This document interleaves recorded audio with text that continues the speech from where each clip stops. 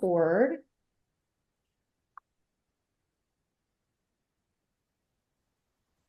All right, so we were reading for module two, we're reading chapter two and chapter three, right? Mhm. This critical comprehension text. Exploring identities and perspective. Do y'all have any notes to start with? That stuff that, popped out to you guys? I don't, to be honest. I, the next time I'll be better prepared. Brittany, what about you? Um, I'm trying to make notes. I took notes. I'm trying to like get them like pulled up. You're good. So I'm gonna go first. I don't know why I can't pull anything up. You're good. If you want, I can start just sharing some thoughts. Yeah, if you don't mind, hopefully I can figure out. Yeah, you're I good. took my notes on like a Yeah, could you repeat what if you don't mind, what you just said? We're going over the module. Yeah, so module two, we're gonna start with about 20 to 30 minutes. This is just how Dr. Sculling kind of mapped it out. 20 to 30 minutes talking about chapter two in critical comprehension, Mm-hmm. chapter three. And then 20 to 30 minutes talking about Frizzy, the graphic novel. Okay. So, in exploring identities, the first thing that I highlighted that I thought was kind of interesting was they were talking about kind of a small group setting at the very beginning of the chapter of chapter two, uh, Mm-hmm. talking about Emmanuel's dream. And I highlighted or underlined other students who shared frequently and sometimes dominated class discussions, made space for their classmates to share while they listened. So they're just kind of talking about, I believe it was in Emmanuel's dream, it's a character who is disabled. And so Mm-hmm. they're kind of reading this book that gives them a window into somebody else's life, somebody else's identity. And I thought that was really interesting because I have a lot of kids in my class. I'm a seventh grade teacher, English teacher, that when we're having discussions about the novel that we read or whatever story that we're reading, there's certain kids who really dominate the conversation and want to share their opinions, which is great. Like I always have that kid that's the first kid with their hand up.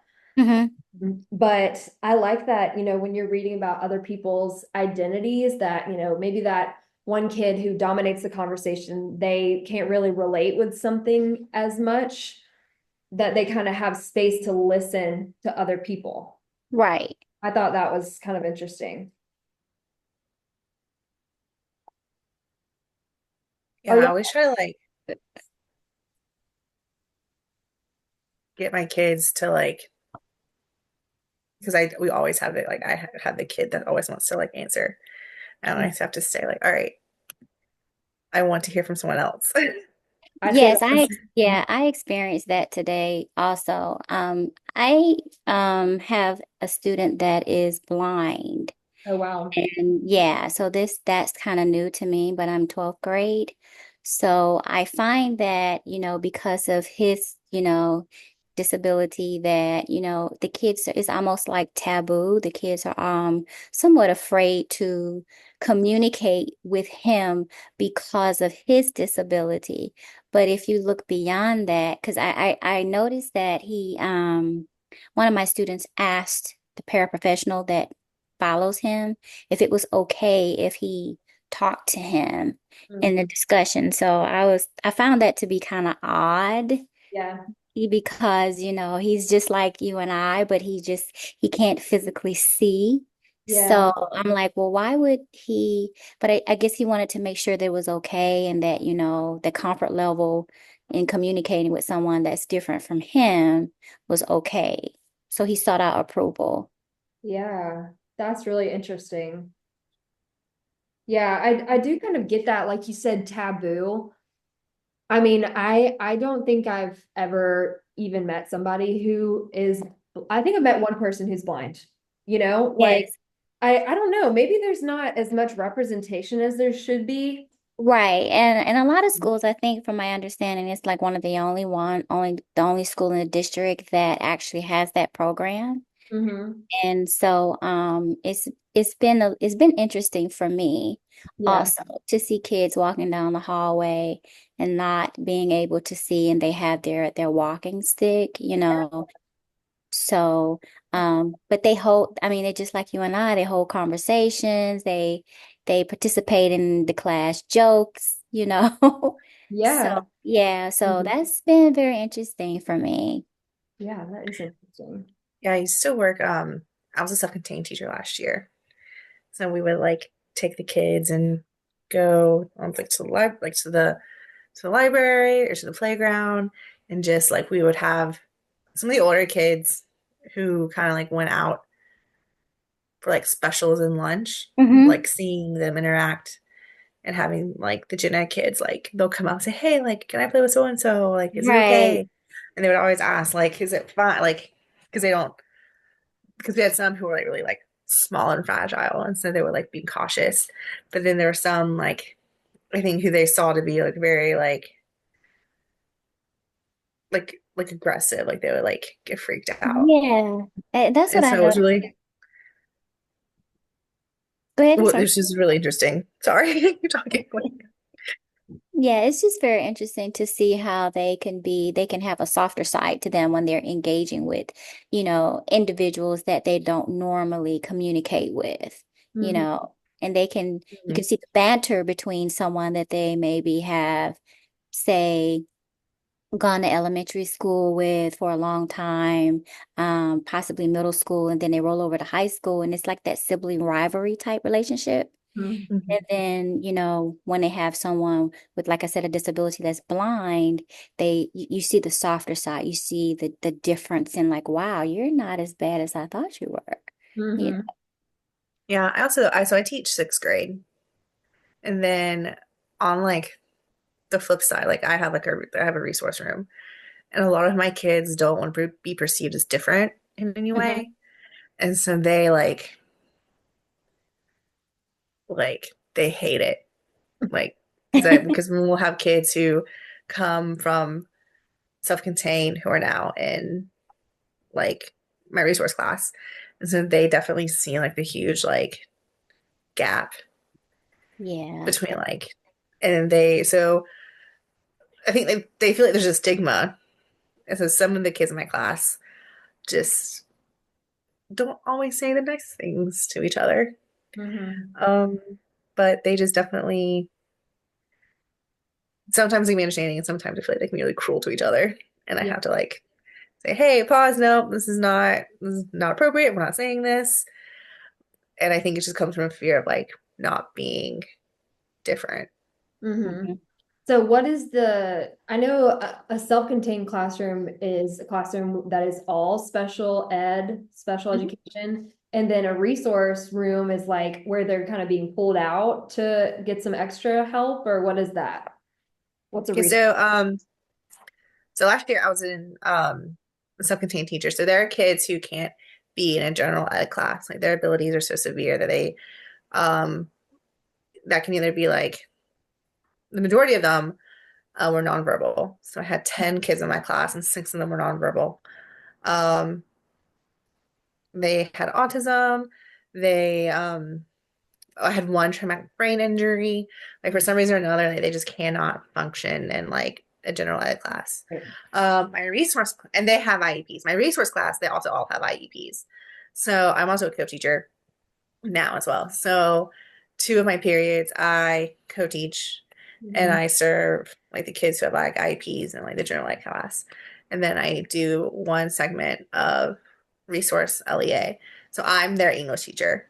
So Okay. they don't go to like any of the other English teachers. Okay. So they also have IEPs. And I had to like have a discussion with them like in the beginning of the school year. Like, no, guys, y'all are in this room because you all have IEPs.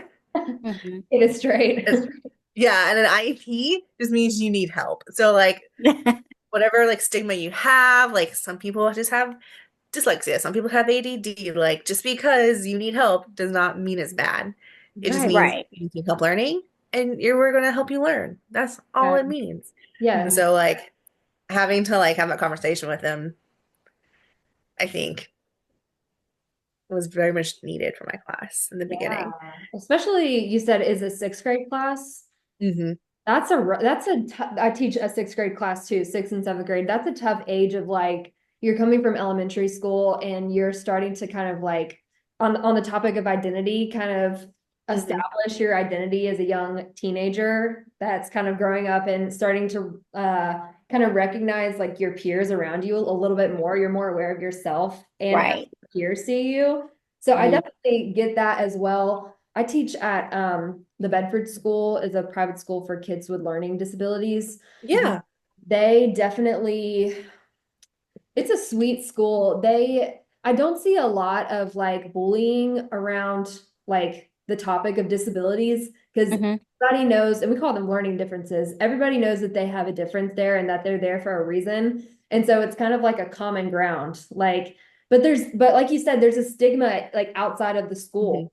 It wouldn't be like that in a public school necessarily. There might be that, kind of tension and comments about like I've heard even some public school kids that I'm from public school. It's not that it's a bad thing, but like these kids that I babysit for who are outside of the Bedford school, they're even in like advanced classes. They like say things that are negative about, they even use the word sped as like an insult. Hmm. And I'm like, guys, like it could be easily be any one of your classmates. Like there is that stigma that you're talking about that is Hmm. frustrating, to hear as an adult. Oh yeah. Like my kids will definitely use bed or like they'll call each other special. I'm like, guys, you're not like I had to tell them like you have an IEP, you aren't special ed. Like that is and they like all freaked out. They're like, no, that's not. I'm like, guys, because what they have in their mind when they talk about it is Mhm. like, is a self-contained class. Right. And then having been a self-contained teacher last year, I was like, guys, we just have a lot of misconceptions that we need to sit and talk through because Yeah. none of this is okay. But they all want to do it for the sake of being cool because they're right, they're trying to find their identity. And they're Yeah. very much, I think a lot of them don't want to be who they were in like elementary school. Right. And a lot of my kids want to be seen as big and bad and tough That makes sense. because they like because that's just their That's the cool culture. They thing just to want to do. be big. Right. Right. Mhm. And so I have to tell them like it's you don't have to be big, bad, and tough. Y'all are 11 years old. Tell her Well, I baby. have 12th graders and nothing really has changed. It's pretty much the same Oh, across the board. So they do it, and we have to redirect them and let them know that everyone in this class is special in one way or another. hmm. So, let's eliminate the name calling and things of that nature. But it really doesn't change. They look at it as not so much as bullying, but as a joke. But it's not really a healthy habit to do. But apparently they've made it to the 12th grade, and maybe it's been swept under the rug per se, and it hasn't. It has gone unaddressed. Hmm. And so, I think that's very important that, you let them know that, hey, that's really not okay to do. Yeah. Yeah, even I remember it was a couple days ago. Like I heard a kid say something to another kid in my class, and I was like, you know what? Like this is going to be a referral. I was like, no, no, like we kid around, we kid around. Like, I was like, yeah, no, we were just joking. I'm like, guys, Hmm. it's not it's not okay. Yeah. Right. Like It's serious. like even if this like you two joke with each other and you didn't take offense to it, it's still just not okay. Like this is not how we should. I was like, could you understand? Like it came across to me that like this was major that I have to now write a referral. Like Right. we Serious. have to be aware. And I don't know. Maybe it's sixth grade, maybe it's other grades. I don't know. Maybe because they're just like in middle school. But they have like no comprehension of like what they say and how it sounds Yeah. and why it would be like considered rude or disrespectful. Hmm. And I'm like, guys, y'all are wild. Yeah. Absolutely I wild. also have a little bit of that experience in like my class. I have a couple of kids who have autism and they're obviously high functioning, but still really struggle with social cues and even the way that their comments come across. And I have to remind myself that we're like, I'm also teaching them how to socialize with other people sometimes. And like I have this one girl who constantly, it kind of seems like she's picking on another boy. And then I'll call her out of the classroom and say, you know, the way you just said buddy to him was negative and demeaning. And she's like, buddy, it's like a friendly term. I don't understand. I'm like, no, like you just no. Like, and she's genuinely like, I don't understand. So yeah, there's some of that that I see as well. Just kind of learning what's okay and what's not, which is kind of what we're here for as well. Oh yeah. So another thing that I highlighted that I thought was really interesting and that I've thought of a lot as a white female teacher is the on page 40 of chapter 2, there's a little section that talks about who is teaching American children. Mm-hmm. And it says that most teachers are predominantly white and female.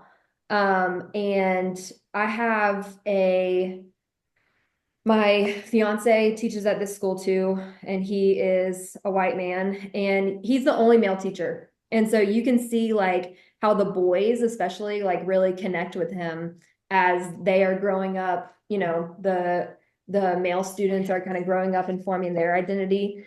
Like it's crazy how much they look up to him as like a young male teacher. Mm-hmm. What is y'all's experience with you know, either growing up with teachers of, you know, a certain race, same race, opposite, or gender, or, you know, the staff that you see at your school now? Oh, Well, wow. we have Go ahead, oh Brittany. yeah, no. We we have male teachers, but we're the only sixth grade is the only team that has male teachers in like the academic classes. Mm-hmm. And it's really like, and one team has the two. We had three, but then one left. And you can just like they just respond differently Yes. to men is really like interesting to see. Like, because I can like a female teacher can go in and say one thing and nothing will happen, but then a male comes in and says the exact same thing, and they're all like, "Oh, okay, yeah, like Right. we Yeah. gotta do this, we gotta do that." Um, but it's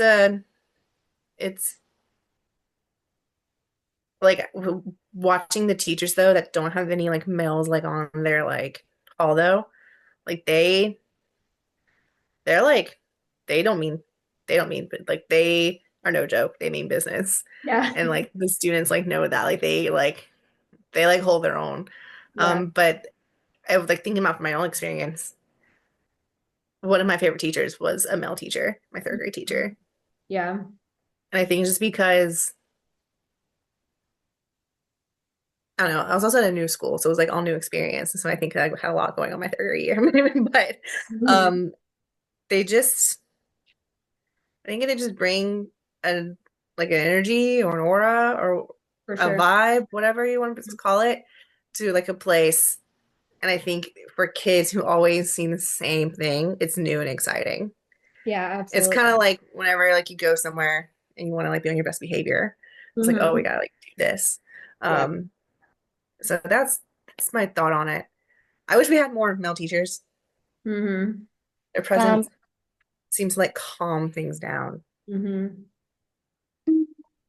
for me, I can agree as far as the behaviors in the classroom. Hmm. Um, they are a lot less frequent. Um, I grew up in Macon, Georgia. And so in my experience, I had well, I didn't have a lot of male teachers, but I did have like I can remember ninth grade year, I had you know, the civics teacher, and then I find that most of them either like usually are say PE or Hmm. math teachers. Yeah. I didn't have, you know, I really didn't have a lot that taught ELA. Mm-hmm. So I Hmm. did have that exposure. So it wasn't something that was, out of the ordinary for me, specifically in high school. But again, in elementary, middle school, I did not have, like you said, I think it depends on the geographical area in which you grew up in also, because I didn't have a lot of white teachers per se. I had, I could say pretty much I had a good balance, of both. My mom pulled me out of public school maybe when I was like in the fifth grade. And so that was different. So I went to a Catholic school Mm-hmm. where I had it was more diverse, you know? Hmm. So, but I could say that I had a good balance overall, Yeah. you know, for certain more female teachers. Right. Hmm. I did see, and now I'm seeing, specifically in high school, you do see more male teachers. Mm-hmm. I wanted to also, while we're still in this identity chapter, and y'all feel free to share any, comments or highlights that y'all listed too. Hmm. But I wanted to talk about this first lesson. Lesson one on exploring identity is on page 48. I am a Hmm. good thing. So it looks like pretty much all of these lessons talk about a movie read, reading with the text, and then reading against the text. But I also noticed that most of them have some kind of physical activity that they take part in, which I thought was really interesting. Hmm. I'm doing a book club for my literacy equity in action project. And I think it is something that I'll want to incorporate is some kind of physical, whether it's art or like physical, like poetry writing or something like that. Hmm. Um, but in this lesson, they talk about like writing out like I am this, I am not that. So like talking about like different identities and not being held to just one identity, which I think is something that even like adults struggle with. Um, Hmm. Hmm. and it has been kind of interesting reading about like younger kids struggle to talk about who they are and who they're not. That I didn't really think about until I was an adult. What do y'all think about the multiple identity type situation? Um, that's a tough one. Yeah. Yeah, because again, I'm in the high school level, so, as far as their identity, um, I've just seen a lot of different, over the past few years, I've seen a lot of different identities, if you will, with kids and, them wanting to explore in other, areas, which has been kind of like challenging for me to Mhm. just really honestly talk about or address. I just try to just it's kind of like it's like a very sensitive topic. So Mhm. I just kind of I just try to stay I just basically just stay away from it. I maintain Mhm. stay in a safe place, Mhm. because that's my comfort zone. And then you just, look at the identity per se. You just look at the kid as an individual and just continue on with whatever it is that you have to do. Mhm. So yeah, Yeah, that's last year, I guess like being self-contained, kids didn't really like they had an identity, Mhm. but not in a way that like sixth graders have. Like they are in their own world and it is their world. And if you collide with them in their world, it is Right. because you did something, not because they did anything. Right. And so today it was really interesting, like for the kids who are younger, seeing them because even though like they were nonverbal, they would kind of like start to kind of like see the other people and like recognize them, or then they would go like initiate like playing together or things like that. Like that was really interesting to see. The older ones, there was one, he like he was autistic. And he was very like independent. His his identity was like wrapped up in Mickey Mouse. Mm. And he was the sweetest kid. He talked like Mickey Mouse. His best friend was Mickey Mouse. Oh my And it was gosh. just like really hard. Like, well, no, you're you. Like you like have brothers and sisters, and it's like you are not Mickey Mouse. And bless his mom. His mom said when Mickey Mouse has to go away when you turn 11, he did not Oh, like that. yeah. And I said, Mickey Mouse cannot be like, we can't talk about Mickey Mouse at school. She'll help his mom out. Should I go ahead and like do that? And he Mhm. informed me that Mickey Mouse is everywhere Okay. and that Mickey Mouse can be his friend at school. I was like, you got me, kid. You got me. I had no comeback. I was like, you're right. Wow. But then going from seeing kids who, and it, because when I guess you're just unaware, you have your identity and you like know who you are. So even though the kids were unaware like of each other, they're very much aware of themselves. Right. Going into sixth grade, where no one's aware of anything. Hmm. Like they are not aware of each other, they're not aware of themselves. They have this idea of who they want to be. And they definitely have ideas of who they want to be. And they're trying to identify with it. But it's really I think it's I think it's really hard for them to empathize with other people. Because like we like see them and we'll like hear like students of like our students who are in homeless shelters, our students who like need to have like food sent with them. So like we see it, like we can see the background stuff that like our students need and like knowing like, okay, well, this person's going through this, like we need to be empathetic and we can identify with them. But again, going back to like trying to be seen as big and bad, they're not going to like say anything or identify with it. So then I feel like I'm just rambling now. I'm sorry to do that. No, you're Because even good. today, someone got called to the counselor's office and she didn't know where the counselor's office was. She's like, I've never been. And then someone goes, well, I'm only at the counselor's office all the time because people keep saying my name. And someone goes, no, you don't go when you're in trouble. You only go to talk about your feelings. I'm like, guys, they're just going to counselor's office. Let's reel it back into like what we're doing. So even like going to the counselor, Right. there's this big like debate about like why do we even go to a counselor when we're called? Like they think they have an idea and they're trying to hold on to it, but the idea is so much bigger than them. Right. Yeah, that's hard when you're clearly trying to figure out what your identity is, or even kind of being not pressured to, but everybody else around you in sixth and seventh grade is starting to, like I said earlier, like recognize themselves, trying to grow awareness of other people. It's not just mom, dad, and siblings anymore, whatever, like you're trying to kind of hold your own. Like I remember going into middle school and feeling a lot more independence. And so, like, if you're starting to feel more independent, you're gonna have to grow your own identity outside Hmm. of your family and, what you've held on to, which maybe, Hmm. Mickey Mouse for some kids. Um, yeah, that's definitely difficult. For whatever reason, my Zoom is saying that I have 4 minutes left. I think that's probably just because we've been in the meeting for almost 30 minutes and I don't know, I guess Zoom meetings can only last for 30 minutes if you don't have the premium version. Okay. Um, Hmm. so in a couple minutes, or if y'all are okay with it, if I could just maybe end this recording and then we can start back up for the next half in a different Zoom meeting. Is that okay with you guys?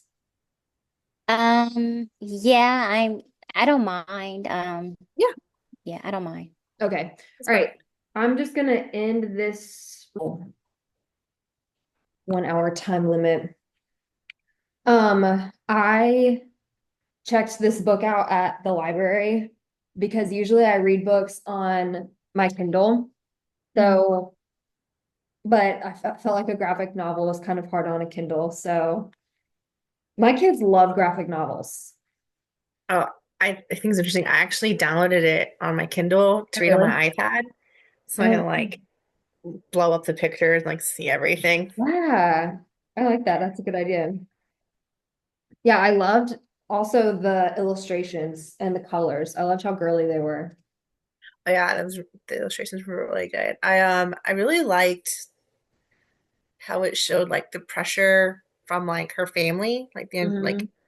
both from like external and internal, and very much like how it brought into like adults are always saying like looks don't matter, it's who you are on the inside, and then Mhm. her mom and everyone's saying like do this, do that, like you gotta look nice, you gotta look your best. And so because I do think that's something that like a kid could like very much face. Like I didn't like it never Yeah. hit me growing up, but like I can people are like, oh, it's like what's on the inside that counts. And then you have people saying you gotta do this, you gotta have your hair right, you gotta do have all this makeup and all this stuff. Right. So it was like really interesting to see like how it like played out Yeah, for her. especially for girls too. Mhm. Like, I feel like girls definitely get that pressure a little bit more, especially from their moms and like older people in the family. Yeah, Mhm. I did think that was interesting that a kid, especially I think her name's Marina, maybe I'm Mhm. pronouncing that wrong. How she was so insightful about like kind of not calling an adult out, but being able to observe kind of the hypocrisy in that. I thought that was really interesting. And also like the pressure of like generational um Mhm. pressures of looking a certain way in image. I thought that was interesting too. Yeah, I really liked that how she was able to like deconstruct it and Mm, like her aunt was able to help her figure that out. I yeah. also really liked how it kind of like emphasized that there was like this is like always one key way you should look, Hmm. and everyone was always like harping on it. It's like her mom thought like straight hair was always like the prettiest. Right. And even like I remember being in fourth grade. I don't know why in fourth grade, but like I have curly hair and I wanted straight hair so Oh, bad. same. I had And I curly was like, hair too. yeah, and I was like always straightening my hair. So I didn't know like when I was like reading it, like I really connected with it. I was like, yeah, no, like I had a straightener and I was like, Hmm. and then when she was going through and learning like from her aunt like how to like learn her curly hair routine and then watching a YouTuber do like hair and makeup, I Hmm. was like, oh man, like that's like my friend and I learned how to French braid by watching YouTube videos one Yeah. night in our dorm room, like braiding our hair, Yeah, and like exactly. and like watching like makeup, and then I don't know, I myself like watching on TikTok trying to find like people do curly hair routines because I'm like, maybe I should embrace my curly hair and not like Right. straighten Yeah, it. exactly. I know I've tried to do that recently, but I bleached my hair blonde at the salon, so my curls are not really doing what they should anymore. But that's because, I didn't embrace my natural hair color. But I also Hmm. think it's like something about like however you feel best. And that's what her aunt really like pushed at the end. Hmm. Like, if you feel better with straight hair, if you feel better with a certain hairstyle, then okay, but you need to have a choice about that. I really like that as well. That she wasn't like, this is how you have to do it, but you Hmm. have Just like knowledge it was, about, it was be your choice, and you could decide how you look. yeah. I really liked how oh no, I really because I felt man for the character when she would like say like mom this is happening and it was always someone else's fault but her own fault. Right. Like I felt that way and I know everyone's felt that way. Like but they're doing this and your mom's like, well this is what you should have done Yeah, and you're you're responsible. responsible for your own actions. Yeah, like Yeah. you have like you can only the only thing you can control is how you respond to things, not how other people Right. respond to things. And so I like very much like I was like, yeah, no, like I understand your struggle and it was very relatable. And then even as someone like my I feel like my hair is always frizzy. Like no matter what I do to it, like my Yeah. curls just never curl and everything. So when she was like, I can't sweat, I can't do this, I'm like Right. preaching, You can't preaching. But child. I know then I felt so bad. Like she's at the salon every single Sunday. Yeah. And I was seeing like the mom's side and her side because the mom's like, we go to the salon every Sunday. It costs so much money only for you to just like mess up your hair. And I'm Right. like, kid, I'm pretty sure if you just tell your mom you don't want to go, like you're gonna be saving her so much money. But Right. but whenever it was like connected to the dad and how like the dad liked the curls, Yeah. and the mom was like, yeah, no, I straightened my hair because your dad always liked it. And then when she Mhm. was like, I never thought I would see myself like this again. I was like, Mhm. oh, this is Yeah. That was it was a very well-rounded story. And I thought it was Hmm. interesting that like it's not as easy as, just telling your mom how you feel. Like you have to think about Hmm. her feelings. You have to think about all the other complexities that come around with, telling that person what you feel. It's not all about you, and you can kind of Hmm. tell she feels that way. And it takes her aunt to kind of be that mediator to get the perspective from her mom and to offer her own perspective to her mom. And I Hmm. thought that was like, I thought that was just like more of a realistic picture of what it is to, communicate your emotions in a Hmm. relationship. Like it's not as simple as just being honest. Yeah, especially when the mom was like, "You can talk to me whatever you want." She just was Right. like, "No, it's fine." I was like, "Oh, every middle schooler ever on the face of the planet." Yeah, seriously.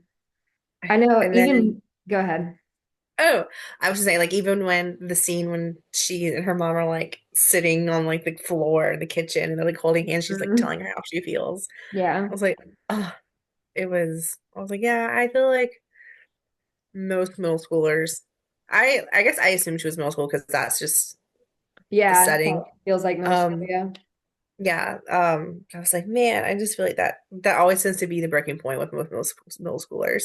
So I'm gonna tell you how they feel after like everything's kind of bowled over. But also Right. like how it showed like the kind of like you said, the pressure doesn't come from just like the mom herself, but it comes from like her grandmother, it comes from her uncle, it comes from her cousin, it comes Hmm. from a whole bunch of like other external like sources that are not just like Yeah. her. Because even like Okay. she like hates it, but she even's like, oh man, the pictures are gonna be horrendous because of my hair. And she got like Right. self-conscious and hiding with the menu. And she just, bless her little heart, she just wanted to not feel like a mess. Also, what I thought was really interesting is the idea that the aunt brings up about anti-blackness. I was like, Hmm. whoa, that's a big topic to bring Hmm. up, like at the end of the book that I wasn't really expecting, but I think it kind of plays into like, you know, the generational idea of, you need to go to the salon, you need to straighten out your hair so that Hmm. you can fit in with everybody else and not receive, any hate, Hmm. racially charged, discrimination from, other people around you. Um, and so like it's like her mom kind of pushed that on her because her grandma pushed that on her. Hmm. And like you said, the family values that I think someone like in the quiz that I took, Dr. Scullin mentioned like Eurocentric look. Like that's like Hmm. the beauty ideal that even her like one side of the family values, oh, she got the straight haired jeans or the blue-eyed jeans or whatever. Like that's what they value Hmm. more. And she's like, it takes so much effort to get there though. Like going to the salon, I don't want that to be part of my like experience, like it may have been Hmm. part of her mom's experience. Um, and I also remember talking to a girl in my fourth grade class who her name was Angelica, and she had these like awesome, super tight braids.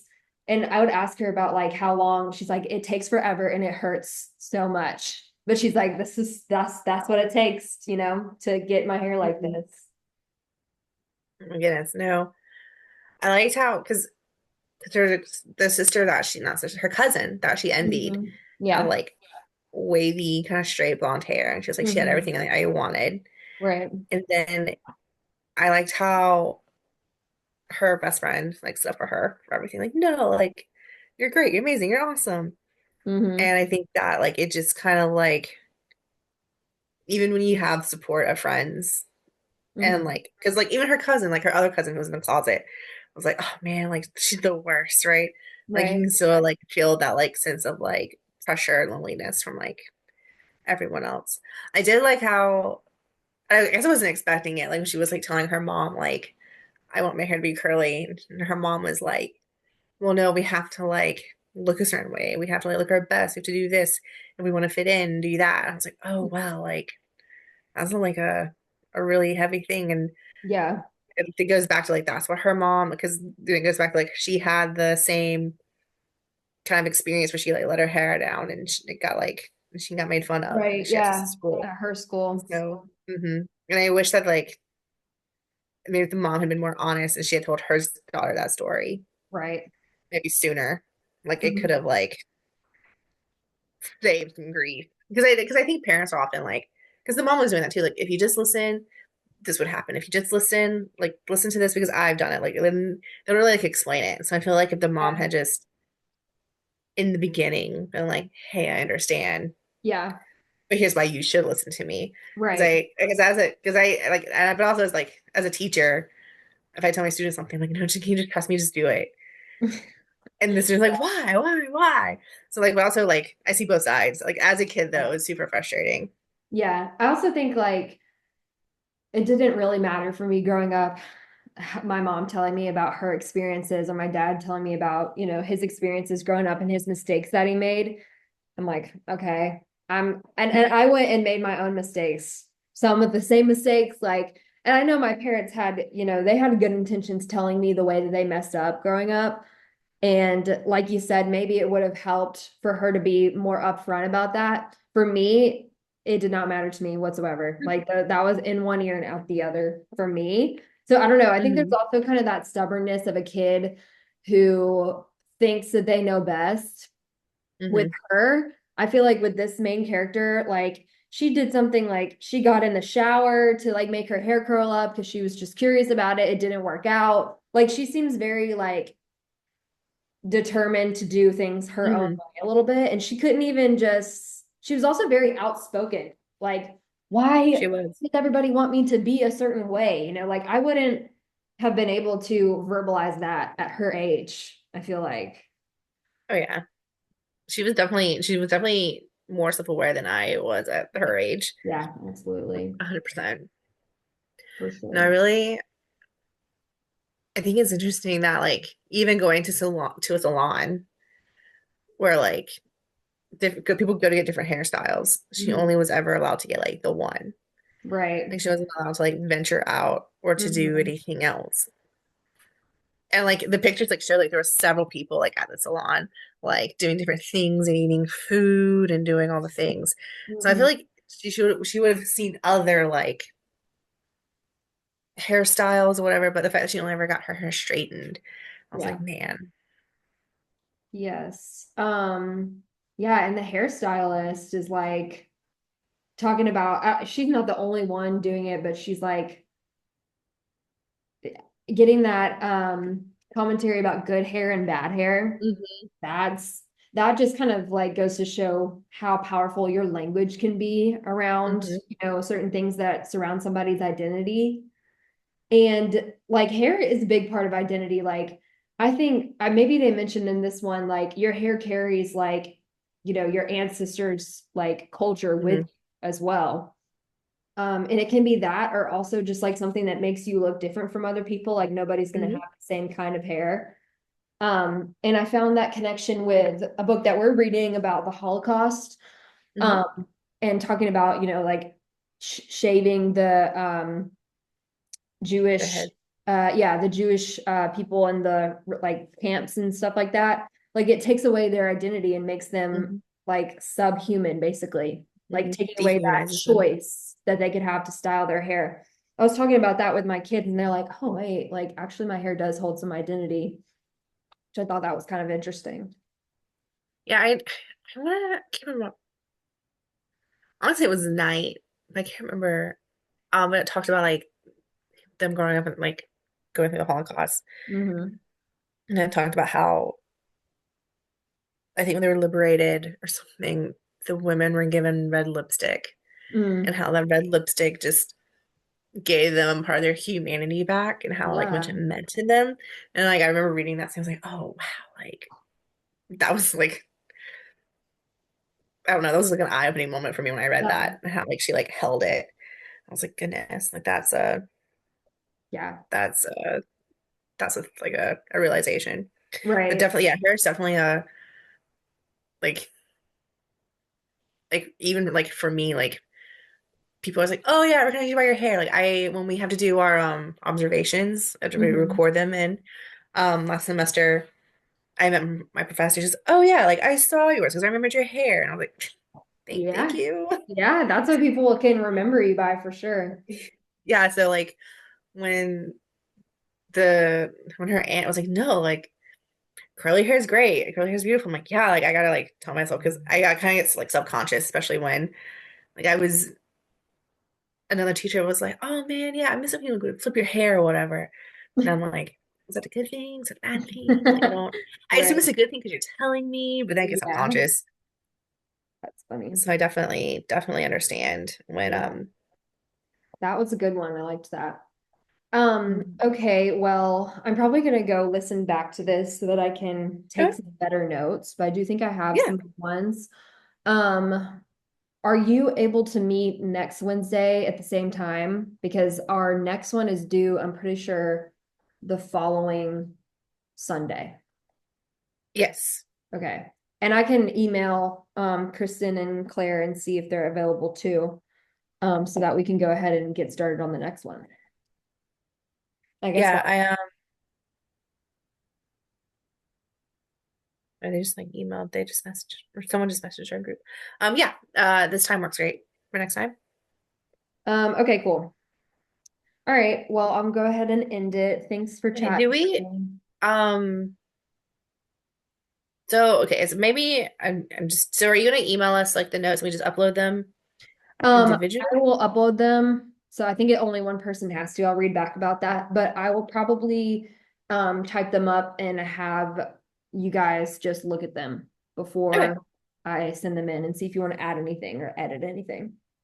perfect. Awesome. And I'm gonna try to like knock that out tonight and Okay, be done with it. awesome. Sounds great. Okay, thank you. Thank you. Bye. Bye.